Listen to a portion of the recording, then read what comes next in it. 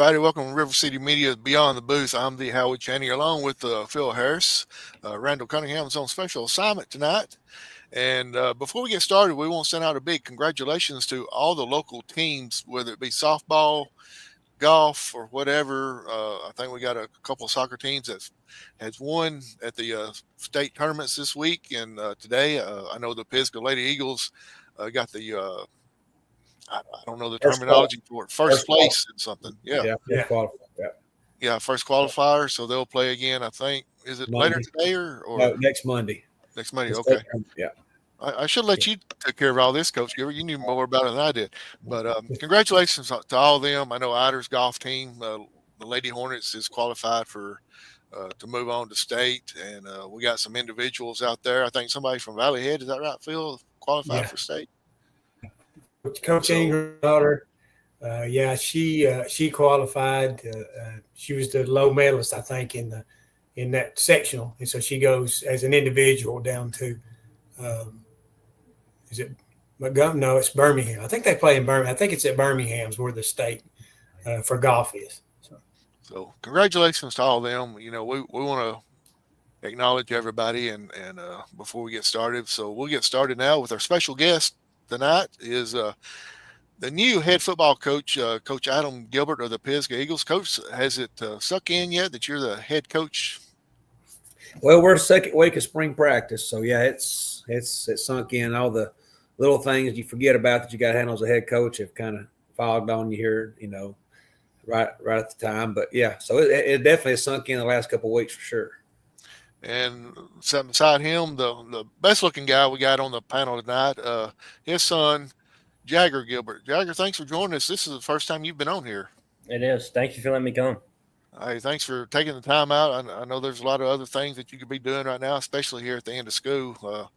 A lot of things going on. So, Coach Gilbert, we'll get back with you real quick, talking about the spring practice and everything. How's it going with it being the first time, and how many years since you've been in charge of it?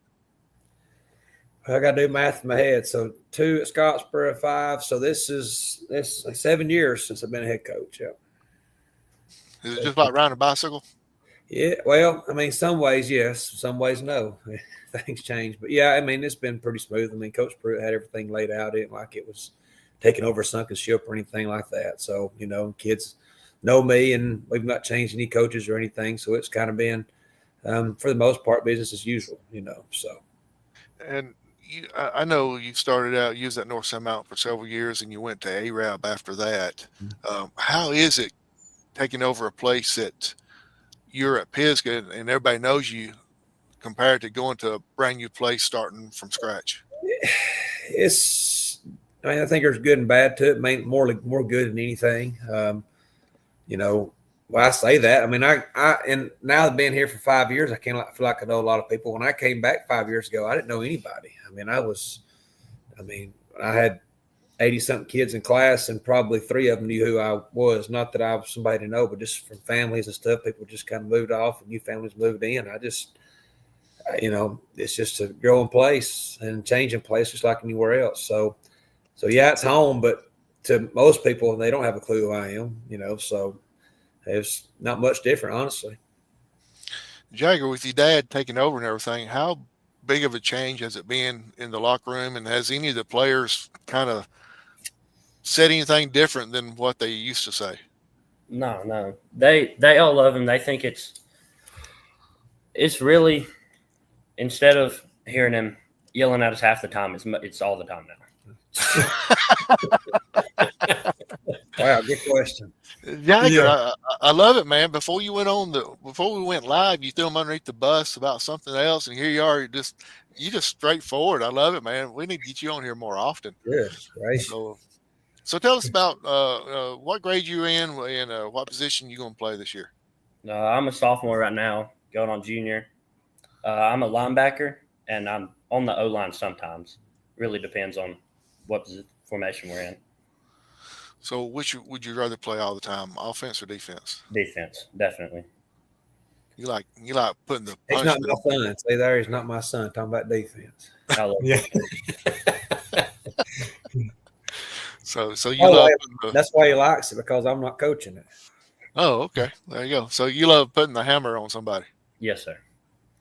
So do you play linebacker? Is it inside or outside? Inside. Okay. The mic, the wheel, what's the terminology on all that stuff? Mike. Mike. Middle linebacker. Yeah. Good deal. And Coach, we were speaking a little bit before we went live. You weren't going to change much of anything except just a small tweak on the defense. And you mentioned something, and I hadn't really ever thought about it, but you do have a great point. You mentioned that even if you was taking over for Nick Saban, you would want to make some small changes, just to see what you're wanting to do. I mean, Coach DeBoer made a few changes, putting his own handprint on Alabama, like it, don't like it, whatever. No two people was the same, and he was replacing the greatest coach of all time, and he put his own handprint on it. So, Coach Pruitt obviously left this place in a great shape. So, is there wholesale changes? Obviously no. But we all have our own different philosophies here and there. Coach Pruitt's carrying, pretty much we need offense for the Boaz, but is he going to change some of that up? Sure. Everybody puts their own handprint on it. So we're keeping the same terminology defensively he had. A little different here and there, maybe a different front, maybe a little more aggressive, but that's just, so it's not a whole lot to change, Right. I'll fix it. Absolutely. Phil, I'll turn it over to you, man. All right. Well, Coach, first thing I want to talk about, of course, taking over the job at Pisgah. Of course, you had done mention this. You were the head coach at North Sand Mountain, had success there, was at Arab, had success there. And it was your decision to step down at Arab. I mean, that, it wasn't like they run you off and then you went over to Scottsboro and then come back to Pisgah. And when we talked before, your plans weren't to be a head coach once again. But when Coach Pruitt left, did it change your thinking? Was part of it you didn't want things to change very much? What were the pros and cons of taking over the job? Well, and you're right, Arab was great to my family. I was, we could have probably stayed at Arab a long, long time. I loved it there. They were great to me and my family, but it was just time to move. It was time to change. And so we did. We moved.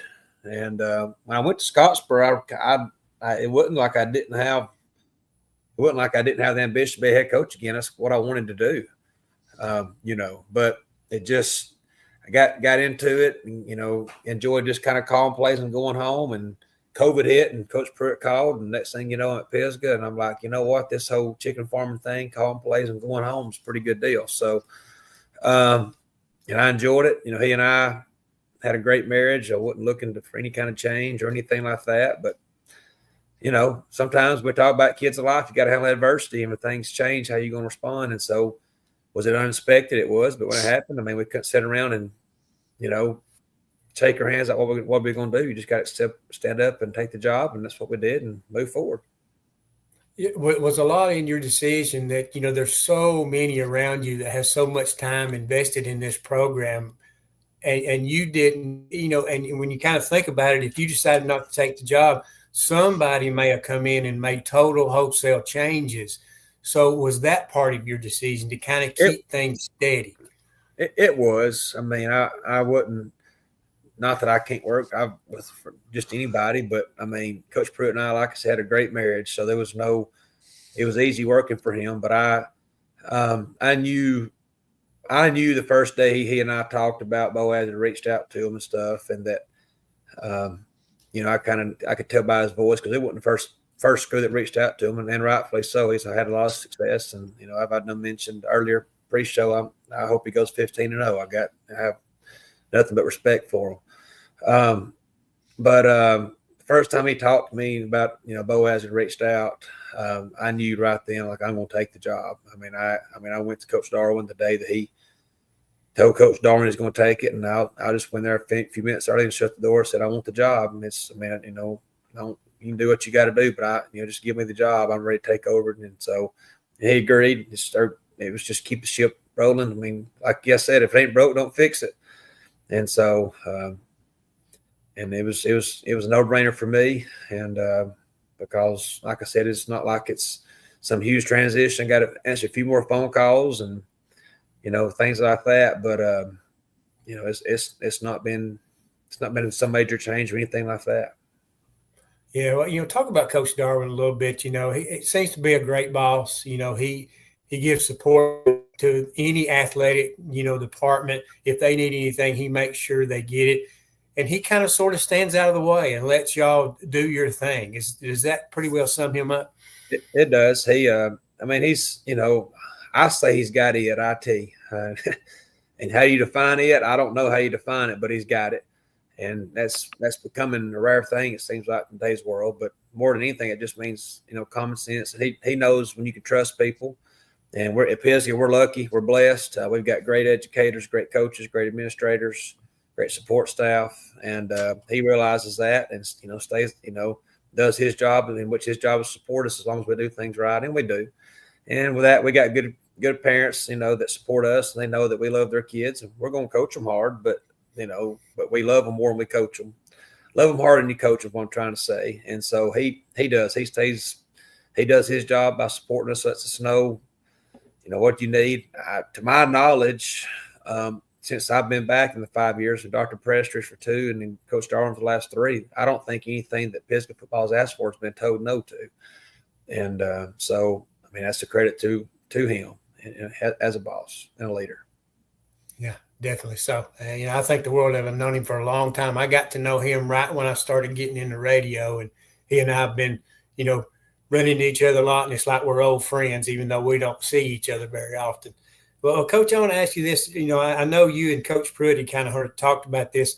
A lot of times, y'all played good cop, bad cop. A lot of time he was the good cop, and a lot of times you was the bad cop. So now, with the staff now, have you gotten somebody picked out that's going to be the good cop? Because we know who the bad cop's going to be. Yeah. It seems I've actually been pretty positive for most of the spring. Wouldn't you say so, Jag? Yeah. Okay. I paid him to say that. No, I'm just kidding. I think as a head coach, you definitely got to be positive. More positive because you're, quote unquote, the face of the program. Because kids, they're kids, and nobody wants to hear negative. But it's always been my philosophy: for every negative thing, you better find 2 positive things to say about them. But yeah, Coach Arnold, Coach Dixie, Coach Kirby, Coach Bell, they all get it. Again, we've all get it. So if somebody's working hard on the D line that day, we better find somebody to be positive about it. And that's just how it is. And that's anybody. It's not just kids. That's anybody. So we all yin and yang very well together, and they kind of can read the room, I guess you could say. So we know what's needed, and if something's needed, one of the coaches will step up and do it. Well, of course, this goes back in the days. Of course, I know John Kirby, and you played for him, and he told me that's kind of things that worked out for him when he first got to Pisgah. He was probably the positive guy, but John's not one of those it's a yell and screamer type coach. He said, but then I brought Heath in. Heath got to be the bad guy, and I got to sit back and be the nice guy. And he said it seemed to work out twice. That's true. I agree with that. And don't get me wrong now, Coach.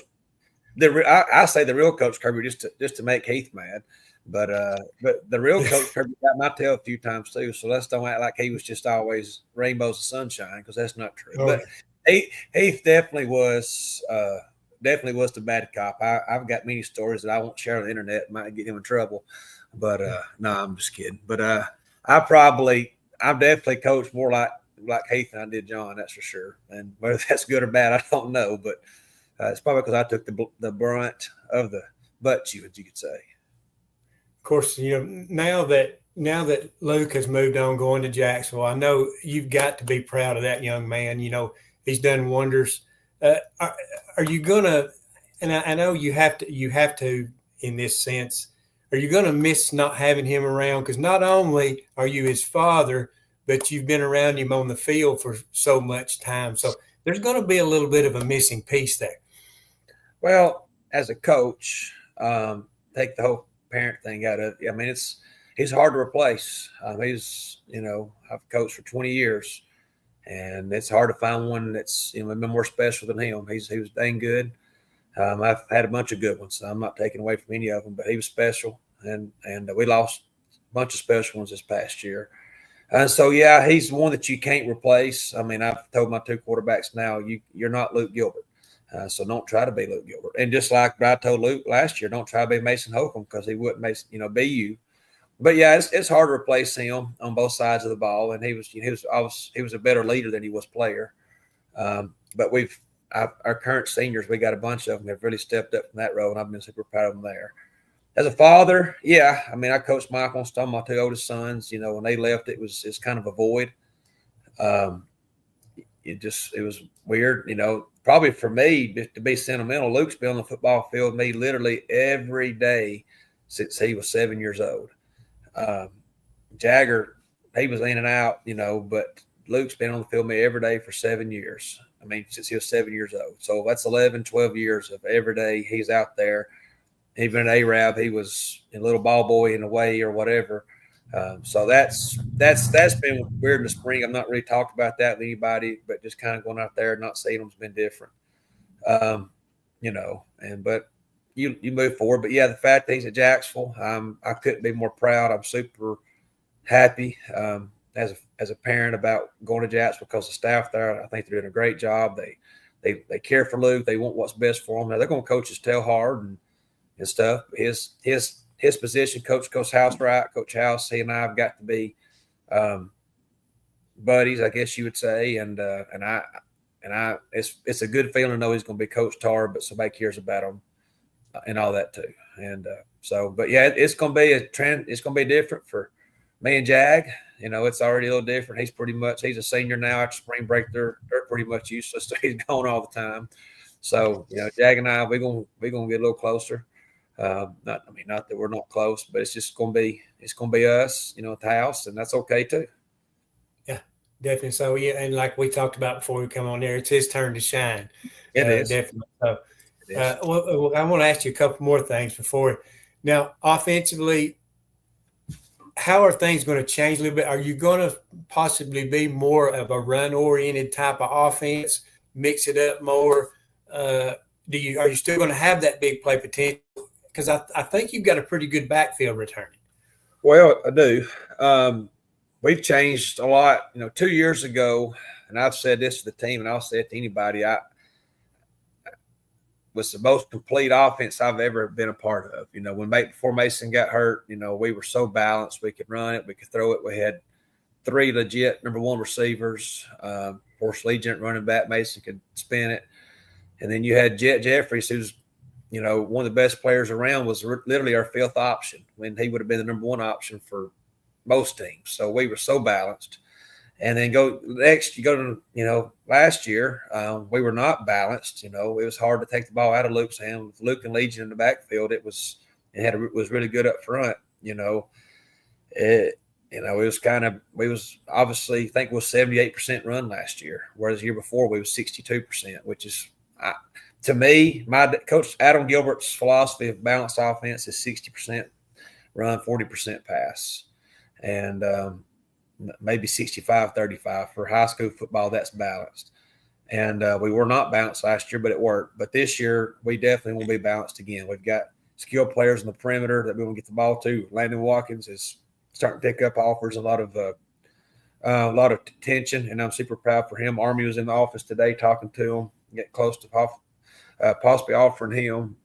And so you got him. You got Jet Jeffries coming back from his knee tear up, and he's going to tote it 25, 30 times a game. And you got Kate Duncan, who's started for us for 3 years now, and of course Jackson Smiley is going to be the quarterback or the X receiver for us. So Caleb Jenkins gets lost in the shuffle somehow or another, and he's the most dynamic receiver around, in my opinion.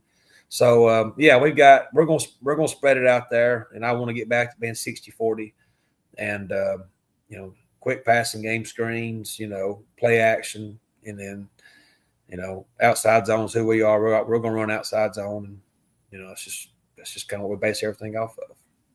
So basically what you're saying is last year 1 was your primary, primary person, and everybody that played you knew that's who they had to shut down.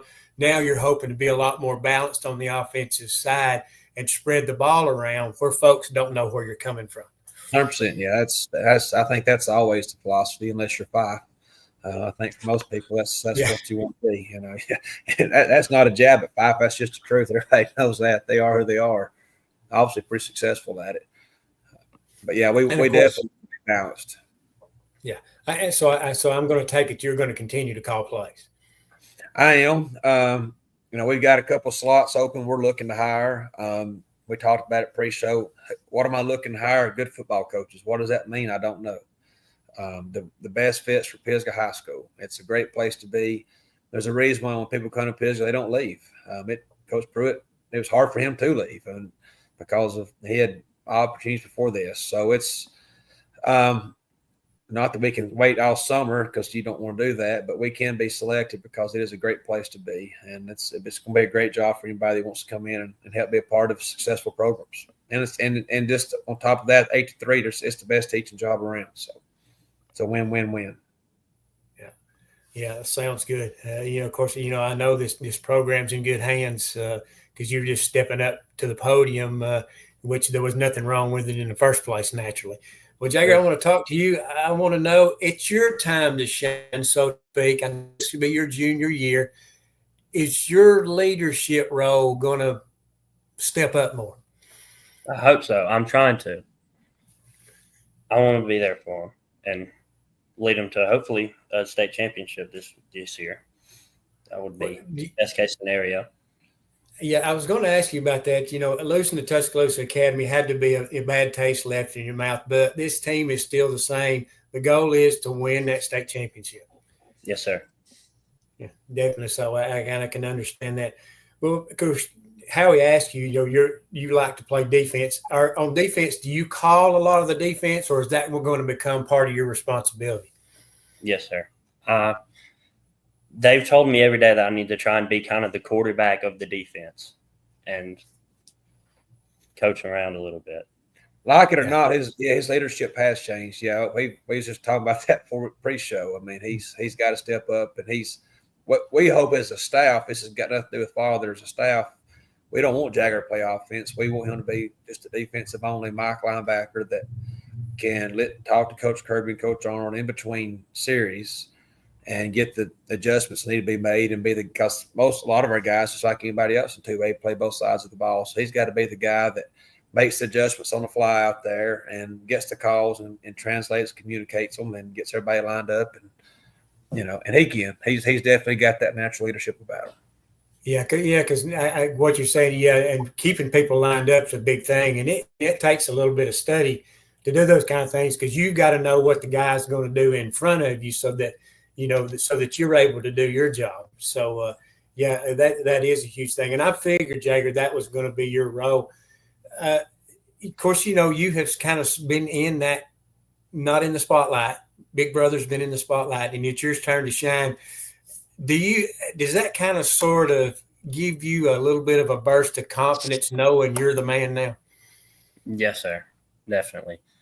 I've always looked up to Luke like a lot, but being like in the shadow sucks sometimes, but yeah. Hey, I very much understand. Well, tell me this: I know there's a sibling rivalry there. What are some of the things you're better than Luke at? Not much. Snowboarding. I'm way better at snowboarding than he is, and he can't deal with that at all. He's not happy about it. Golf, and cooking. What about with probably one of the most important? What about with the ladies? Who's the better one with the ladies? Definitely him. Yeah, definitely him. I wish it was me, but it's not. I can't lie. You can't lie. So, there's nothing wrong with that. But like I said, he's not going to be competition anymore. You get to walk the halls and stick your chest out a little bit. So, just like I say, now it's your turn. Well, tell me this: what are some of your interests off the field? I'm big into fishing. I go fishing with my friends all the time.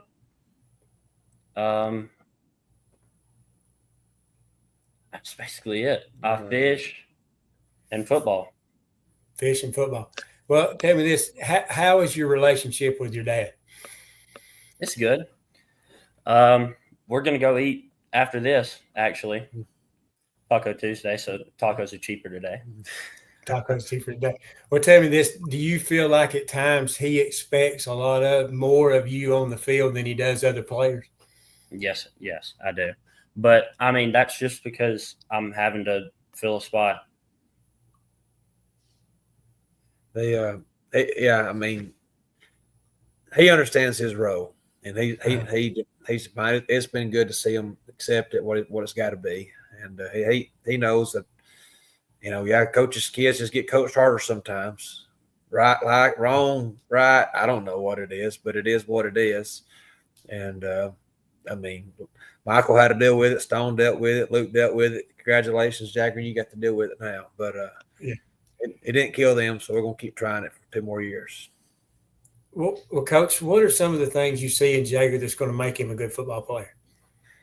I said earlier, he's a natural leader. He wants one thing that he and Luke are just alike at. They're both perfectionists. They don't want to let anybody down. If they let somebody down, it breaks their soul. That alone right there drives him. That he just don't want to let his teammates or anybody down. He beats himself up over it, and Luke was the same way. Where he's maybe a little different, he's going to be more of a studier of the game. He's going to be more of a film watcher, more of a trying to find little nicks and knacks. Where Luke just kind of was, I guess, just kind of more let it flow as it came. Look, Jaggers is more intense as far as when it comes to during the game. He's on, he's intense. Which is his defensive mindset. Which it took us too long to figure out that he was a Mike linebacker. We kept trying to play him in other positions, and that's bad coaching on my part. But it fits him. It fits his personality. He is a Mike linebacker. He just soon hits you, look at you, and which is what you want. And he's got some good ones around him that allows him to do that. Coach Kirby, the last 2 years, has done a great job coaching him, getting there. So he definitely has high expectations, and I don't hide from telling him I expect him to be a first team All County, All Region type player with the defense for running. He should be making multiple tackles, and he's expected to do it. Last year he was, with Jet getting hurt, he had to step up and become a starter for us, and which he grew and did it. Couldn't have done a better job as a young sophomore, but he's not a young sophomore anymore. He is what he said. Coach Kirby has told him he needs to be the quarterback of the defense. It's a role he's got to accept, and he has. And it's going to take more prep time, but I have no doubt he'll put the time and effort in to do it and be successful at it. Well, and I guess Adam, you probably see a lot of you in him, because I remember in your playing days, you were a very intense player. When that helmet went on, it was all business. And, in clutch, you were always the guy that seemed like he stepped up. I said that many times when you played. If Pisgah needed a big catch, you was there to get it. If it needed a big defensive play, you made the play. So I guess you see a lot of that in him. I do. That is definitely a similarity he and I have, that, when that helmet goes on, you change. It's kind of like a cape, Superman's cape, you kind of Clark Kent, with the helmet off. But once that helmet goes on there, you change. And he's that way. Jager is free-spirited. J2, who popped in earlier, as you saw, just didn't know what's going on. He says Jager's going to live to be 150 because he don't seem to have a care in the world. But what you don't see is when that helmet goes on, it changes. He definitely changes. He becomes intense. The perfectionist in him definitely kicks in. And we don't talk about football at home. I never talked about it with Michael or Stone or Luke. We try to keep it away. We'll go eat here in a minute and we'll talk about anything in the world other than football. But that's just kind of how we've always done it. But he wants, I can, you kids, he wants to do it right. And his teammates expect a lot out of him, and I do too as a coach. But as a father, when you step away from it, he's handled being Luke's brother, which is not easy to do, better than anybody could. And he's not Luke. He's a completely different player than Luke. And he's been there, supported him. But it's time for him to do his shining, and I fully expect that he will. Yeah, I'm sure that confidence level is really going to go up. Well, Jager, I want to ask you a couple of things here. Who are some of the players you've played with in the past you look up to? Definitely Luke, of course, starting off. Levi Horton, he taught me a lot last year. He was one of the main people that I looked up to last year, coming on to start with him. He was the will linebacker right next to me during the games. Kate's taught me a lot more this year in the past 2 weeks than what she did last year. And Jackson Smalley, because, of course, I just know him. We're good friends outside of ball, so he teaches me a lot during practice. Yeah, I can understand it. Well, do you feel like the coaching staff spending a little more time with you, trying to teach you more? Where last year's kind of a learning curve. This year they're expecting more of you. Do they take a lot more time with you individually? Yes, sir. Yes, sir. Coach Kirby's definitely focused more on me than he has ever these past 2 weeks.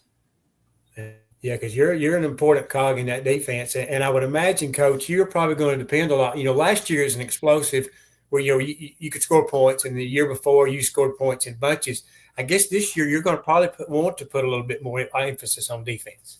100%. Yeah, we're this morning we've been meeting for 4 weeks now at 7:20 every morning, and 6th through 12th grade just installing. We spent, I think we've had 16 meetings, and 13 of them have been defensively. This morning we walked in and we're supposed to meet defensively, and I said, I can't take any more. We got to talk some offense around this place. So we spent the whole morning meeting on offense, but yes, we got to focus on it. We're going to be more of a 28-21 type team probably, and that's whatever. It doesn't matter. A win's a win. Not that we don't have explosive players, we do, and I think that's the great thing. I think when you say us week 7, week 8, we'll definitely be a little bit, and everybody is, I get it, but we'll kind of find our niches and our roles, and we'll become explosive again. But we got to get to that point. But in the meantime, you can, as long as you can line up defensively, know your assignment, play aggressive, and make the tackles and make the play when it presents itself, you can stay in any ball game. And that's going to probably be what I focus on early on, until we kind of figure out who we are a little bit more. Yeah, definitely understand. Well, Jager, I want to ask you this. Is there maybe a linebacker, a player in the NFL that you kind of sort of look up to that you may want to model your game after? Not really. I really look at my teammates, really, especially last year, watching Levi and Cape out there. I try to model it more off of Cape. Yeah, well, that sounds good. More of a team-oriented type thing. Well, Coach, I want to ask you one more thing, and then I'll let Howie ask a few questions. The schedule next year, challenging, of course. It always is. Non-region wise, very, very tough schedule. Actually having Fife and Sylvania and Randolph and those teams you had last year. Talk a little bit about the schedule. Well, I've told Luke Pruitt, I said, if you did anything right, you did scheduling, and that's not. He does a lot of things right. Our non-region it was very challenging. Fife, Plainview, Randolph, and Sylvania, and he did a great job. And same thing this year. That start with the non-region. Fife. It doesn't matter. Well, Anderson, Wilkes, and Hicks graduated. Well, that don't matter. They got 20 more coming, and they're still Fife. And that's all respect to them, Coach Benefield. Obviously. I think Plainview's the team that nobody seems to be talking about for some reason. That's about to be very good. They were young last year, sophomore heavy, a few juniors. I know losing the quarterback, but they may be the best team on the schedule, and they'll be tough to handle. Not Randolph lost a lot, but private schools you don't ever know what to expect. And Sylvania is just Sylvania. That Sylvania Pisgah doesn't matter. It's going to be a great game. So 4 challenging non-region games for sure. Our region kind of holds up still the same. I think Pleasant Valley will be expected to be, in the running again for it. They'll be good. North Sun Mountain, second year with a new coach, be good. Gaston making the changes there. They had players last year. I think Dupree will do a good job there. Sandra out getting new people, not sure what they're going to do, but they got players in the hallway. Cedar Bluff. They're just waiting to get out of the woods. They'll get them there, and so the region is definitely very challenging. Coach Riley at section doing a great job. You can see the progress they're making there. So there's no games on the schedule that just, hey, well, we're Pisgah. Even though Coach Pruitt was the lead cog in it, but I think the P, we talk about the P all the time, and it's definitely people respect the P now more than they used to 3 or 4 years ago. But there's nobody on that schedule. You just say, well, it's Pisgah. We can't beat them. No, we'll have to fight week in, week out for sure. Yeah, because success you've had, naturally, you've got a target on your back. And if they feel like you are vulnerable, this is the time to get you. And so y'all got to be on guard naturally. And I think you're right about Plainview, because last year Plainview, it seemed like they would play a half, and that would be about it. They played a good half against y'all, and then they come apart on them in the second half. But the last 4 games of the season, they put 4 quarters together that was really surprising. So I think that's going to carry over, and I think you're right. I think they're going to be one of those teams that's going to surprise some folks this year. That's for sure. I agree with that. Yeah. Well, how about turn over, let you ask a few questions, let you put them under the gun.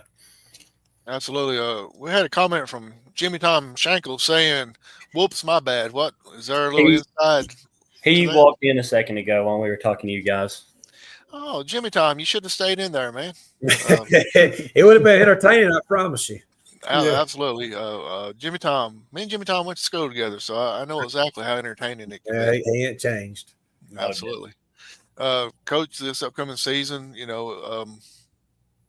got the band. We all have the band from Crossville coming back again. 100%. Yeah, that's a no-brainer there. The only thing we got to do is we got to get their band and our cheerleaders together to kind of get some things choreographed there. But everybody at Pisgah loves them and supports them. And I want to do, even more with them and support them, because things are just better with a band. I don't know. There's no other way to put it. I can try to find fancy words. I'm not smart enough to have fancy words. It's just things are better with a band. And they know they're welcome here anytime. We're going to do whatever we can to get them at every home game, of course. And we're going to have road games that way, 5 Sylvania, Plainview. And we want them there every week. We got to buy them red capes or something, because they got as much red in them as they do black and gold. And I mean that as true respect out of what they've done. And it's amazing to have that. When we played a state championship game, North Jackson brought their band, played for us. And that was awesome. And we actually played them in basketball my senior year, and they come and played both fight songs. And I'm not a very emotional person, and not that I got necessarily emotional, but even I, at 18 years old, was smart enough to realize how special that was. And so this Crossville playing for us takes on the same meaning for me there too. It is a special thing, and they do a great job. And their kids, from everything I've gathered, enjoyed as much as their kids did. So we've got to figure out some way to get together a little bit more and kind of celebrate that. But 100%. That's a long answer. I apologize, but it's a big deal to me, and I'm super proud that they're a part of us. I'm a band dad, so I want to get that stuff out there, and they put a lot of work in it as well, not just the football and cheerleaders, but the band. They're probably not in it year round like everybody else, but they're pretty close to it. They are. In North Sun Mountain, we had a small band, and they worked their tails off, and we kind of helped. I helped kind of get them get rolling. I had nothing to do with it. They did a great job. And going with the Arab, Mr. Talent, outside of Iberville's band, which is just in the whole, they're obviously their own class, and I mean that out of respect. Arab's right behind them, and it was amazing. We had a 150 member band, and you talking about work, like you said, people don't realize. Well, you can hear it. I don't know what they're doing, but they're working all the time, and you respect that. It doesn't. I tell kids in teaching, be a part of something. It can be football, basketball, baseball, math team, FFA, FCCLA, band, choir, something. Just be a part of something where other people in the world is counting on you. And band is a great way to do it. I would give anything for Pisgah to get a band again. I don't know if that'll ever happen or whatever, but it's a big deal, and those kids work their tail off. Just whatever it is, be a part of it. And so I definitely 100% support it. Yeah, well, Jager, Coach, talking about that, I think if schools put more of a focus on arts and music, you might see more people get into the band and get into that. It seems like we've kind of gotten away from that type of thing. I agree. I have an appreciation for that. I love plays. And I think people say I'm the most diverse person in Pisgah. I mean, I just soon watch Sports Center and pick up dead chickens as anybody, but yet you say, what's your favorite date? It's probably going to New York City and watching a Broadway play. So, that's just, I know that's kind of different for most people, but I respect the work it takes to do that. And I've had a few at Pisgah or whatever, and it's, you don't realize, they may not be sweating like athletes, but they're putting in just as much work as athletes. Jager, how do you and the other players feel about the band being there? I know I'm for one real grateful for them coming out there, because there's something about being on the field and hearing that music in the background that's playing for you that just motivates you to do better for them. Absolutely, and I know they really appreciate it as well. We talked to Coach Ellison about it a month or so ago, and they even came down to Jacksonville and played at the regional tournament for y'all. So Sure. They're all in on supporting Pisgah, and Coach Gilbert, maybe you can help me out on this. They're getting close to having their football program back. They are. I think they're going to be JV again this year, but I think they're hoping the 2026 season to be back playing varsity football, and that's we all know it. When I was a kid, Crossville was as feared as Fife is now. And so it's good to see that they're doing a good job of getting that back there, because I know there's a lot of pride in that community, as there should be. Y'all will miss that band when they actually go back to playing at Crossville games. Right. I know that's a bad thing. Don't talk about it. We'll figure it out. Got a comment on here from Miss Darwin saying Adam cries all the time. That's why Darwin gave him the job. Yeah. Oh no. No, here we go. Tell her to put that mic away. She's been muted.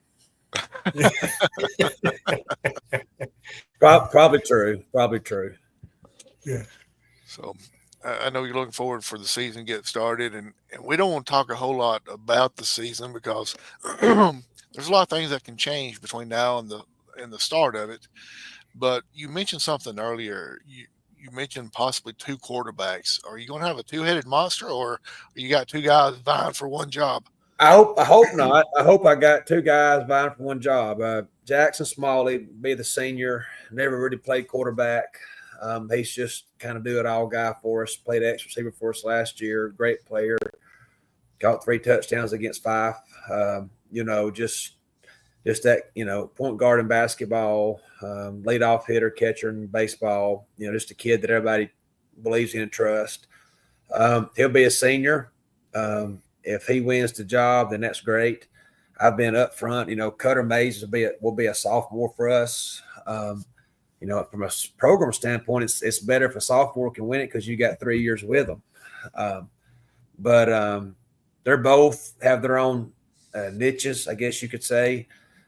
Cutter has played quarterback, and when Cutter's a gamer for sure. When a game kicks on, he finds that extra gear. He's got to gain a little bit more weight and stuff. That kind of concerns me just a little bit. But I'll say this about both of them. We've been meeting since March. I always say, that's just kind of been my rule. I take December, January, and February off just to kind of let my mind whatever. But March 1st, it's time to get back to work. And we've been meeting since March 1st, quarterback school every morning. And they both want to win the job, but more than that, they want Pisgah to win. And Jackson knows if Cutter was to win it, then he'll be our X receiver. No big deal. If Cutter doesn't win it, he'll kind of be he may play a little defense and stuff, but he'll be the guy the next 2 years. And I was hoping spring one of them would separate from each other. They haven't, and that's not a bad thing. They've both done some great things. They've both done some dipstick things. I think I chewed them out more today than I have the whole time. But that's okay. That's what summer's for. We first 3 weeks of summer we focus on basketball, which is great. We just live. But then that last week of June and 2 weeks in July it's a big time for football. And Coach, that's one thing Coach Pruitt and I, we agreed 100% on is how we handle summer. And you really focus on your pass game in the summer. And so it'll probably take those 3 weeks in the summer before we kind of realize, hey, he's the guy or he's the guy. And we're going to be fine either way. And they'll both get reps because, you never know. But I know I don't want to split quarterbacks. I don't like that. I want to have the guy. Now, if we get to play Friday night against Marion County, I say if just because of all this crazy rain and stuff, they're going to split reps 5 and 5. It doesn't matter. I'm actually going to flip a coin and see who starts, just to be completely honest with you. And it don't matter if it's 4th and 1. After their 5 plays, the next one's going to come in. They're going to get equal reps, and to just see how that works. So it's not a bad thing. It's not a good thing. It just is who we are, and I'm not worried about it. I don't lose sleep over it. One of them's going to win it, and we're going to move forward, whichever one that is. It's better to have 2 than 1. Hey, that's true. I mean, and that's the thing is, it just kind of speaks to both of them and speaks to the program where it's at, because I promise you if there's 50 schools around, they're both of them starting at probably 40, 45 of them somewhere. So they're both very talented players. So you got a game Friday night. We do. Hopefully. We got rained out against Gunnersville last year, Marion County, Tennessee, reigning 3A state champion Tennessee. Again, talked about Coach Pruitt scheduling. That Pruitt name, they know people, they've got that connection, and he got this one for us, and couldn't be better. Great football team, great football program. 45 minutes up the road, playing somebody that you don't have to worry about playing again. But it is that time of year. We're getting rain all the time, and you don't want to get up there and tear somebody's knee up or something, playing on a sloppy, muddy field, and then turn around 3 days later have graduation on it. That wouldn't be good either. So you understand if that happens. But I noticed this morning, I woke up, looked at my thing, and it was 20% for Friday last night, and then this morning it was 70%. So, it is what it is. Lord don't make mistakes, so we're just going to let it trust, see what happens.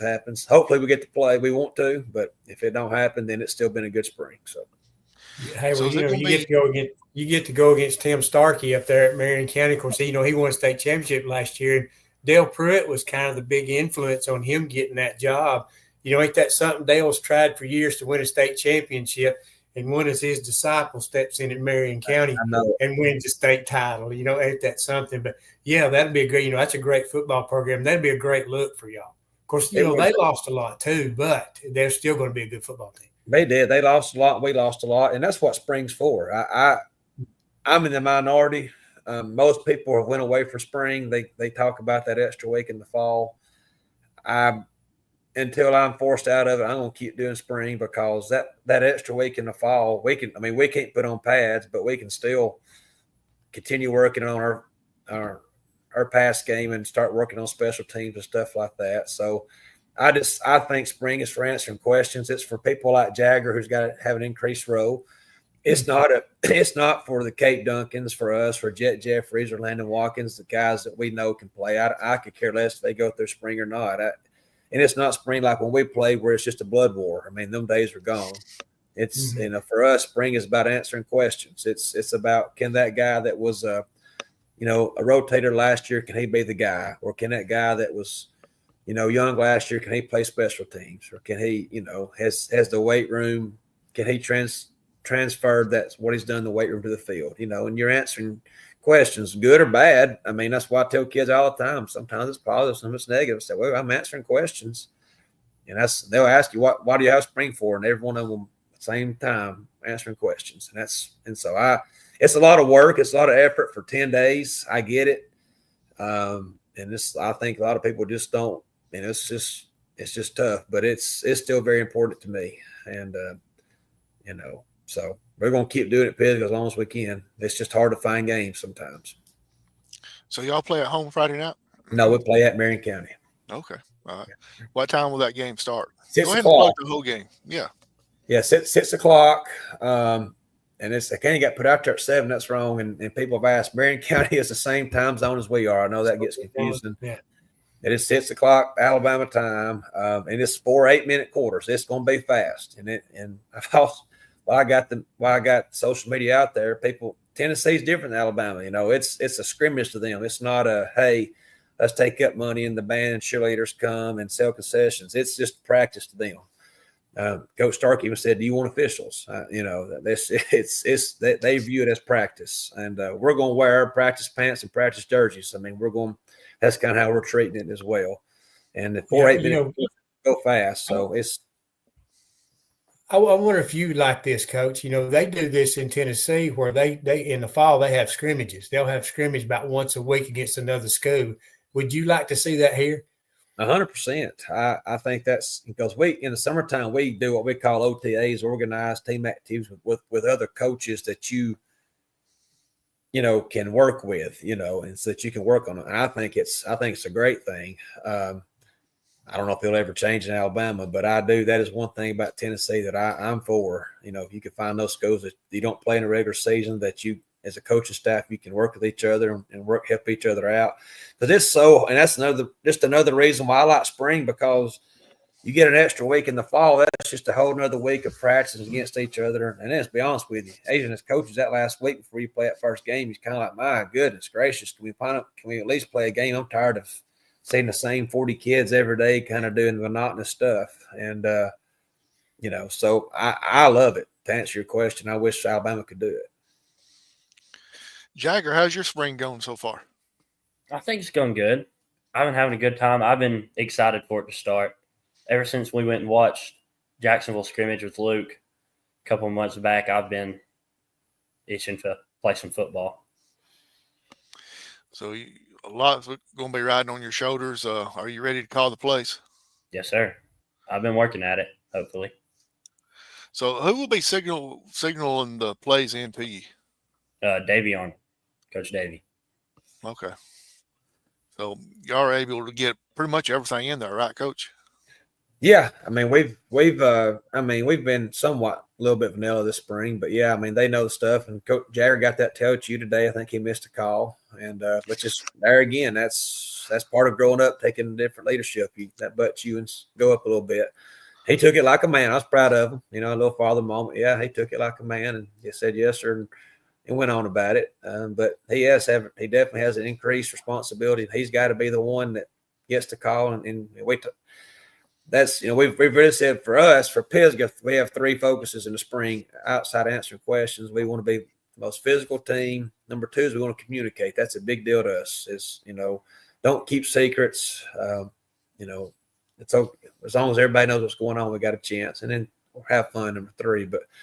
And that's Jager's part is that second. He's got to communicate to everybody what's going on, because there's, the days of just playing 8-man front, 4-4, or bear defense or whatever it is you played and just play them, that's gone. Offenses are too complicated. You can't do that anymore, because if you play just one thing, give them 2 or 3 plays, they got you figured out. So you've got to be multiple. You got to be diverse in what you do, and there's a lot to it. I mean, it's a completely different game than when I played 20 years ago. It's nowhere near the same. And people say, well. Take 5, for example, or Mars Hill, who runs the wing tee. Well, they still do the same stuff. No, they don't.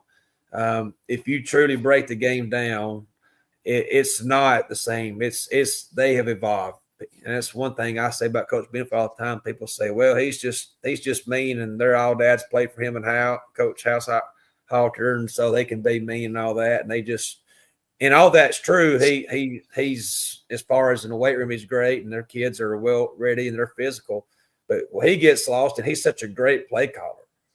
And people think he's running the same play. It's not the same play. And the same thing at Mars Hill. We watched him run the wing tee. I was kind of helped them.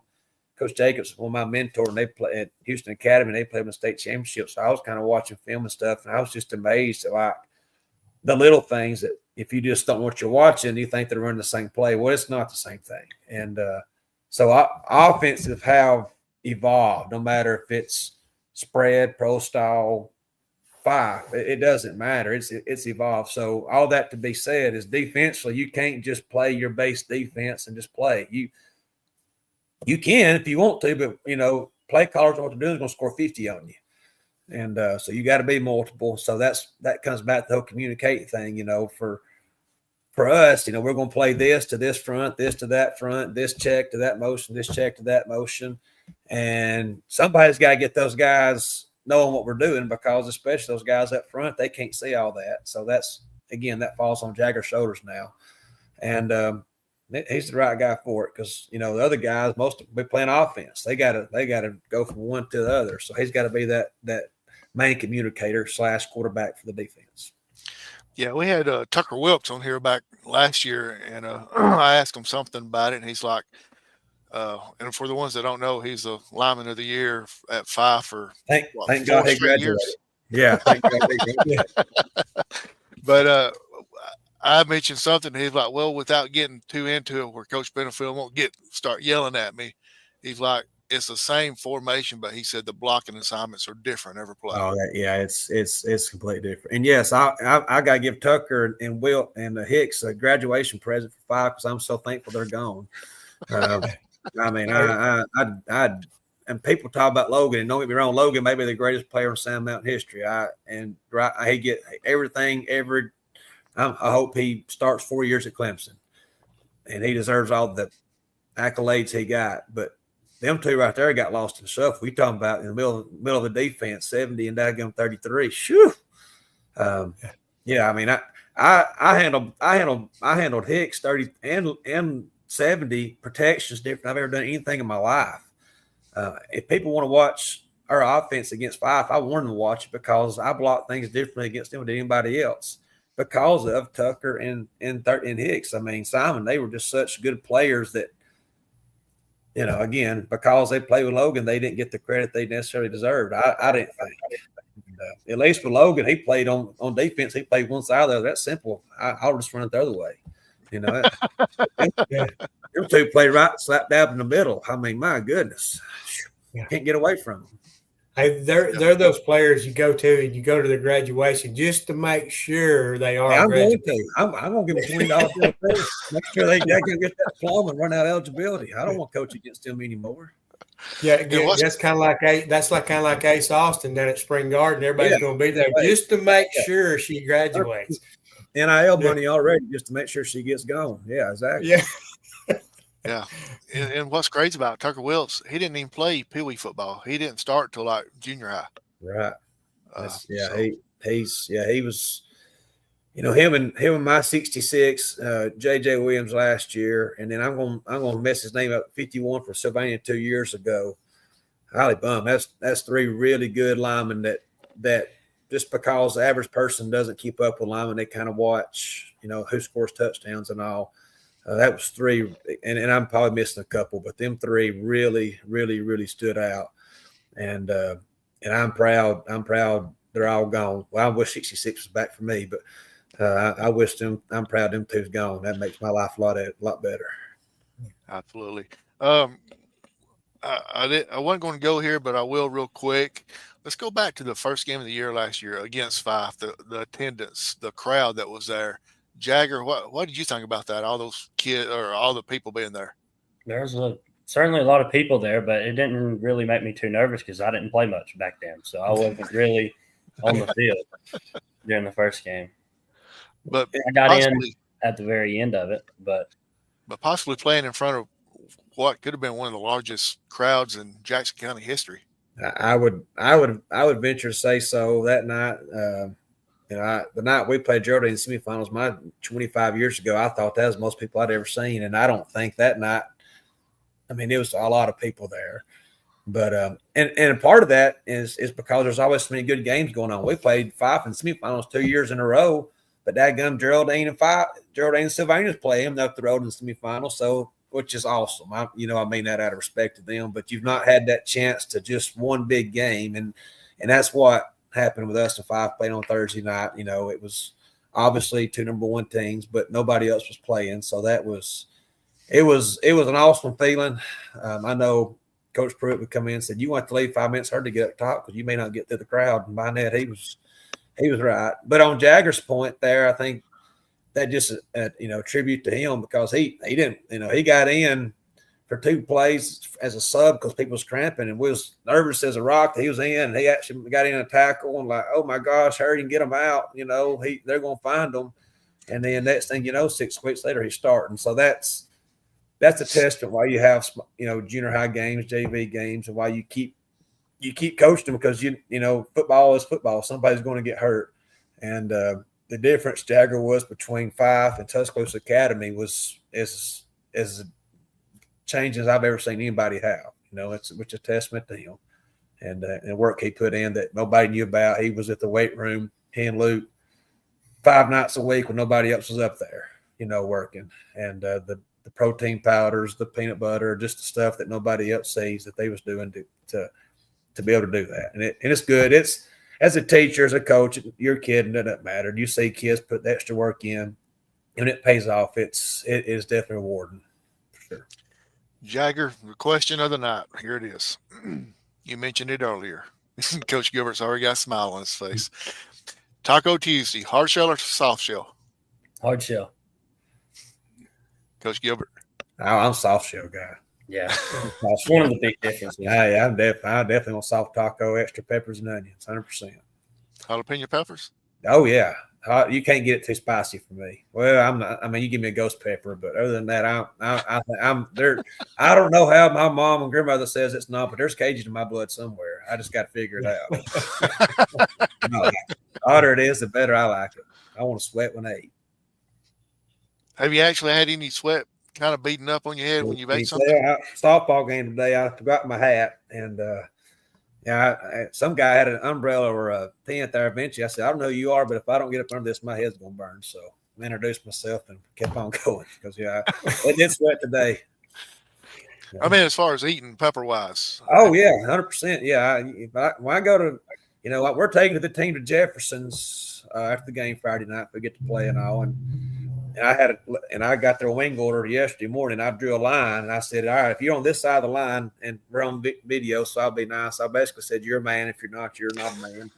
And all these guys, and right here's one of them, him and Luke, both the same way. Honey barbecue just drives me dadgum insane. If you don't want a hot wing, I don't know what's wrong with you. I mean, wings are supposed to be hot. They're not supposed to be sweet and spicy, sweet and sassy. It's supposed to be hot. But whatever it is.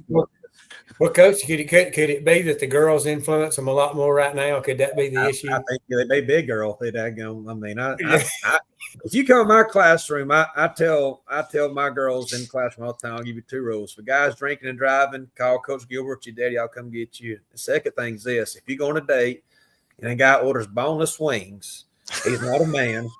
That's not a man. Men don't eat bones in a wing, and it better be hot or Cajun or mango habanero or something makes them sweat. If not, they need. And I tell them, and both my boys fit that category, so you don't need to date them because apparently they're not men. I took Jager and Luke to Hooters a few months ago, and they both, one of them got slider, the other one got mild wings, boneless. I said, I just told the waitress, I apologize. I felt it. They're nice young men. I said, it don't matter. They're not men because they don't eat hot wings. That's why they're called hot wings. Exactly, 100%. But they won't listen to me. It is what it is. Well, it's Taco Tuesday, so we'll worry about the tacos. There you go. Eat a jalapeno today, Jager. I ain't doing it. I can't handle it. Well, let me find out about this pizza. Does pineapple belong on pizza? No, absolutely not. We agree on that. No, pineapple does not belong on pizza.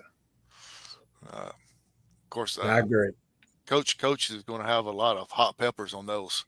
Yes, sir. I want hot peppers on mine. Luke's a pineapple and ham guy. I just that's not right. So I want it hot. Yeah, I want meat on it and vegetables. I don't want pineapple. I love pineapple, but not on pizza.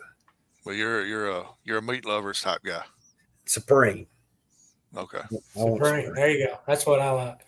I want Supreme. Yeah. There you go. Before we get going, I'm going to ask you my patent question that I ask everybody as far as the superstition stuff. Okay. Jager, do you have any superstitions that you got to do before you take the field? Not really. I just kind of go out there. Told you he's free spirited. He just easy go. He's gonna live to be 150. Coach Gilbert, how about you? Yeah, I started when I was at North Sun Mountain, and all those guys up there. We just Coach Hall, Coach Anderson, some of us, and to my knowledge, they still do it. I noticed when we play them, I drink a full throttle when we go out for a pregame every game. And I got one of our coaches, Coach Bell, buys me 15 for the year starts and puts them up for me. He says I expect to play 15 games. So that's the only time I drink them. I get on kids about drinking energy drinks. I don't like them. I think it's bad for kids to drink them. But I do drink one on 6 o'clock. Just I don't know. That's my tradition. That's my thing. Awesome. Good deal. We appreciate y'all coming on. We want to have you back on when it gets closer to the season, Sure. Coach, and find out about the quarterback controversy, I guess, or not tryouts, I guess you can say. There you go. Jimmy Tom says Adam's favorite is chicken pot pie. No, he's that's two things in this world I don't eat. And my mom's probably watching. When I was a kid, we had chicken pot pie twice a week, and that's once a week, and that's the most disgusting thing in the world. I don't like it. Hey, that's like vegetable soup for me when I was a kid. I told my mother that was prison food. I said, what have I done wrong? I don't like prison food. I love chicken and I love pie and I love vegetables, but I don't want it all in the same thing. I just don't belong together. You said you didn't like pickles either. Now, in pickles, I don't want to eat a pickle. Now, if it's in potato salad or something like that, tartar sauce is fine, but I'm not going to spit it out if I take a bite of one, but I just don't like them. I just don't like them. Me and Randy, we were up in we stopped at a Waffle House the other night. We were hanging out together, and our kids was with us, and they brought them a tower of pickles. That's all it was, just a plate full of pickles, and the two girls sat there and ate the pickles. Well, there's people out there that say that's the best pickles in the world, but I've heard that they're just Hunt's pickles at Waffle House.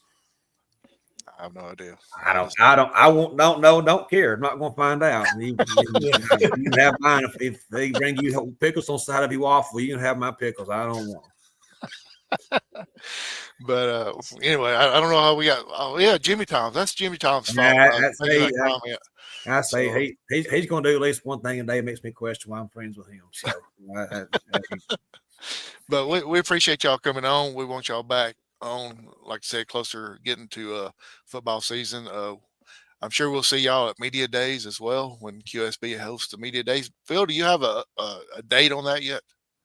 It's last week in July, I think. It'll be Friday for Jackson and the Cab for sure. Right. It's probably that last week in July, if I had my guess. Right. I do want to ask Jager one question before we go. Do you have any personal goals for this coming season? Mainly individually. As many tackles as I can get, I guess. I just go out there and do what needs to be done. But do you see yourself, you want to be the leading tackler on the football team, but you also want to make all region, all county, and all those things? Because, like we talked about, it's your time to shine in the sun. Yes, sir. Good deal. I almost forgot. I can't believe I almost forgot. Jimmy Tom's got me all shook up. Y'all, next time you see him, Coach, have a talk with Jimmy Tom about the comments. But before we get going, if y'all will, give a shout out to whoever y'all want to. Start with you, Coach. Well, I think for me, the shout out is just the community of Pisgah. It's such a great place to be. Since I took the job, I mean, not that it's been shocking that people have accepted us in, but it's just whatever you need, Coach. We're here. Our fields get painted, get mowed and stuff like that a lot of other coaches have to do, and they're willing to do whatever it takes just to make my job as easy as it can. And the support, and again, for me, it's kind of like Coach Benefield says at 5, and people Pisgah the same way. I can coach kids the way that I think they need to be coached, and it's accepted. And, today's world, you can't go everywhere and coach kids hard. And say some kids don't want to be coached hard. They just want you to tell them how good they are and pat them on the back and give them a sucker and go home. I can't do that. I'm not going to do that. I'm going to love them hard, and we're going to share Jesus with them. We're going to do all the things right. But I'm going to coach you tail hard. You're just going to get accepted. And our kids, they accept it at Pisgah, and and our parents allow us to do that. And so I don't mean this. I loved North Sand Mountain. That they give me a start, and I want North Sand Mountain to win every game unless I'm playing them. I tell everybody at Pisgah that, and it makes some people at Pisgah mad. I don't care. I just, they give me a start. I still have close friends at Arab, follow them every week. I'm a Knight, will always be a Knight, proud to be a part of them. I was at Buckhorn 2 years, made a lot of great connections, kind of what got me going in this world. Scottsboro, Coach Jacobs, he is my biggest mentor. I still talk to him almost daily. Of course, now Tyler being there, and there's a Wildcat in me there as well for 2 years I was there. So all those places are special, but Pisgah's home, and I love being home, and I love coaching and love coaching kids that want to be coached harder than they do. Jager.